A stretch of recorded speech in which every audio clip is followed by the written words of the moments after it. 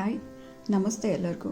ಇವತ್ತು ನಾನು ಅಗೋರಿ ಸ್ಕೆಚ್ ಮಾಡೋದನ್ನು ತೋರಿಸ್ಕೊಡೋಣ ಅಂತ ಈ ವಿಡಿಯೋ ಮಾಡ್ತಾ ಇದ್ದೀನಿ. ಇದರಲ್ಲಿ ಮೊದಲಿಗೆ ಫಸ್ಟ್ A4 ಸೈಜ್ ಪೇಪರ್ ತೊಗೊಂಡಿದ್ದೀನಿ. ಅದನ್ನು ಗ್ರಿಡ್ ಮಾಡಿದ್ದೀನಿ. ಅದರಲ್ಲಿ 3 ಸೆಂಟಿಮೀಟರ್ಗೆ ಗ್ರಿಡ್ ಡ್ರಾ ಮಾಡಿದ್ದೀನಿ. ಅದಾದಮೇಲೆ ಔಟ್ಲೈನ್ ಸ್ಟಾರ್ಟ್ ಮಾಡಿದ್ದೀನಿ. ಔಟ್ಲೈನ್ ನಾನು ಸ್ಟಾರ್ಟ್ ಮಾಡೋದು ಕಣ್ಣಿಂದನೇ ಸ್ಟಾರ್ಟ್ ಮಾಡ್ತೀನಿ. ಕೆಲವರು ಹೇರ್ಸಿಂದ ಸ್ಟಾರ್ಟ್ ಮಾಡ್ತಾರೆ. ಅವ್ರವ್ರ ಕಂಫರ್ಟ್ ಲೆವೆಲಲ್ಲಿ ಅವರು ಸ್ಟಾರ್ಟ್ ಮಾಡ್ಕೊತಾರೆ. ಆದರೆ ನಾನು ಫಸ್ಟ್ ಸ್ಟಾರ್ಟ್ ಮಾಡೋದು ಐ ಆದಮೇಲೆ ಬೇರೆ ಔಟ್ಲೈನ್ ಹಾಕ್ತಾ ಐ ಆದಮೇಲೆ ನೆಕ್ಸ್ಟು ಹೇರು, ಫೇಸ್ ಶೇಪ್ ಡ್ರಾ ಮಾಡ್ತೀನಿ.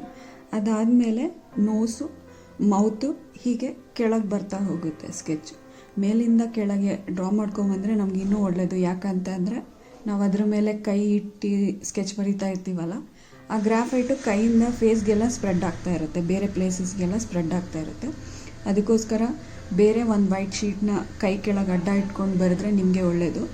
ಇದನ್ನೇನಪ್ಪ ಅಂತಂದರೆ ಒಂದು ಟಿಪ್ ಸ್ಕೆಚ್ ಬರಿಬೇಕಾದ್ರೆ. ಇದಾದಮೇಲೆ ನಾನು ಹೇರ್ಸ್ನ ಲೇಟಾಗಿ ಕಂಪ್ಲೀಟ್ ಮಾಡ್ತಾಯಿದ್ದೀನಿ. ಫೇಸ್ ಎಲ್ಲ ಕಂಪ್ಲೀಟ್ ಮಾಡಿ ಇದಾದಮೇಲೆ ನೆಕ್ಸ್ಟ್ ಹೀಗೆ ಪೆನ್ಸಿಲಲ್ಲಿ ಶೇಡ್ ಮಾಡ್ತಾ ನೆಕ್ಸ್ಟ್ ಗ್ರೇಡ್ನ ಯೂಸ್ ಮಾಡಿ ಅದು ಯಾವ್ಯಾವುದು ಹೈಲೈಟ್ ಆಗಿದೆ ಆ ಏರಿಯಾನ ಡಾರ್ಕ್ ಆಗಿರೋದನ್ನು ಡಾರ್ಕ್ ಮಾಡಿ, ವೈಟ್ ಕಾಣಿಸೋ ಅಂಥದ್ದು, ಮೀಡಿಯಮ್ ಟೋನು, ಸ್ಕಿನ್ ಟೋನ್ ಏನಿದೆ ಅದನ್ನೆಲ್ಲ ಕೊಡ್ತಾ ಬಂದು ಹೀಗೆ ಕಂಪ್ಲೀಟಾಗಿ ಫೈನಲ್ ಸ್ಕೆಚ್ ರೆಡಿ ಆಗುತ್ತೆ.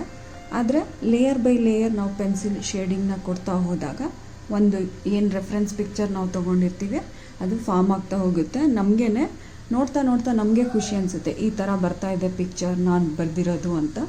ಆದರೆ ಏನಪ್ಪ ಅಂತಂದರೆ ಒಂದು ಕನ್ಸಿಸ್ಟೆನ್ಸಿ ಇರಬೇಕು ಡ್ರಾಯಿಂಗ್ ಅಥವಾ ಸ್ಕೆಚಿಂಗ್ ಏನಾದರೂ ಮಾಡಬೇಕಾದ್ರೆ. ಆದರೆ ಮಧ್ಯದಲ್ಲೆಲ್ಲ ಡ್ರಾಪ್ ಮಾಡೋದು ಆ ಥರ ಎಲ್ಲ ಮಾಡಬಾರ್ದು. ಸ್ಕೆಚ್ ಬರೆಯೋಕ್ಕೆ ನಾವು ಆದಷ್ಟು ಟೈಮ್ ಕೊಡಬೇಕು. ಅದಕ್ಕೆ ನಾವು ಎಷ್ಟು ಟೈಮ್ ಕೊಡ್ತೀವೋ ಅಷ್ಟು ಚೆನ್ನಾಗಿ ಬರುತ್ತೆ. ಯಾವುದೇ ಆಗಲಿ ಒಂದೇ ಸತಿ ಚೆನ್ನಾಗಿ ಬರೋದಿಲ್ಲ.